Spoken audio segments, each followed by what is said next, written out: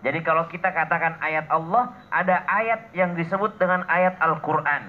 Tapi juga ada ayat-ayat Allah yang lainnya. Contoh misalnya ketika menyebut pasangan, Al-Quran menyebutnya wa min ayatihi. Daripada di antara tanda-tanda kekuasaan Allah. Ada lagi ayat-ayat yang lainnya. Apalagi ayat-ayat yang lainnya? Ba'da naqul a'udzubillahi minasyaitonir rajim.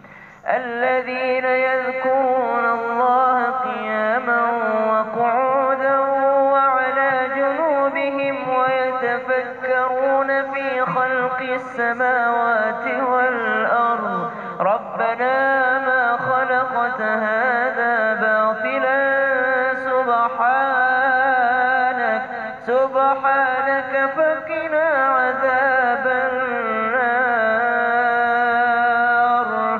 Maka ternyata Allah Subhanahu wa taala menciptakan segala yang ada di muka bumi ini sebagai ayat-ayat Allah, tanda-tanda kekuasaan Allah Subhanahu wa taala. Maka selanjutnya, apakah yang tidak bisa terlepas dengan kita? Yaitu pengingat waktu sholat yang biasanya ada di handphone kita masing-masing. Kemudian subhanallah, maka semua apa yang telah Allah berikan kepada kita, usahakan itu menjadi tanda-tanda agar kita mengingat Allah Subhanahu wa taala. Orang kalau keluar rumah melihat pegunungan langsung mengucapkan subhanallah, tidak ada yang sia-sia yang diciptakan Allah. Subhanaka ma khalaqta hadza batilan subhanak, tidak ada yang sia-sia yang Allah ciptakan. Orang melihat sampah saja, ini gunanya sampah apa sih? Oh, sampah ini bisa didaur ulang, subhanallah. Orang melihat ini bisa dijadikan ini. Orang melihat nyamuk, nyamuk itu digunakan untuk apa sih? Nyamuk ini apa sih gunanya Allah menciptakan nyamuk? Subhanallah.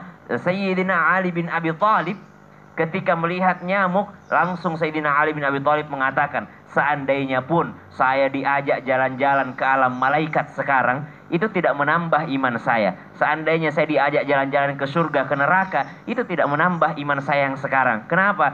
Cukup saya melihat seekor nyamuk saja, itu iman saya udah mentok. Iman saya sudah sangat beriman kepada Allah. Kenapa? Karena lihat seekor nyamuk saja kecil begitu, pasti ada lambungnya, pasti ada urat syarafnya. Gimana kecilnya lambungnya tuh? Gimana kecilnya urat syarafnya tuh? Kalau bukan Allah yang menciptakan, siapa yang bisa menciptakan seekor binatang seperti nyamuk ini? Maka subhanallah, ma khalaqta hadza batila. Tidak ada satupun yang Allah ciptakan sia-sia, termasuk diantaranya handphone kita, teman-teman. Jadi jamaah sekalian dimuliakan Allah Subhanahu wa taala, kita ini seorang Islam ini, muslim, mestinya disebutkan dalam Al-Qur'an, fa idza faraghta fansab.